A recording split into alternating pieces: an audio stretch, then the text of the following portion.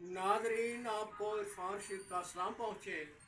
हज़रत डॉक्टर अल्लामा मोहम्मद इकबाल रहमतुल्लाह अलैह खुतबा इलाहाबाद से लेकर करारदाद पाकिस्तान लाहौर तक आपको पता है उनकी जो खिदमात रही हैं। 1938 में उन्होंने वफ़ात पाई और इस दौरान उन्होंने अपनी शायरी और ख्यालात से और खुतबात से बर्र सगीर पाको हिंद के मुसलमानान को ख्वाब गफलत से जगाने के लिए तगो-दो की और उसी सिलसिले में उन्होंने पाकिस्तान का एक कंसेप्ट नक्शा पेश किया कि आज हम उनके नक्शे के मुताबिक हसूल पाकिस्तान के बाद यहाँ बैठे हैं।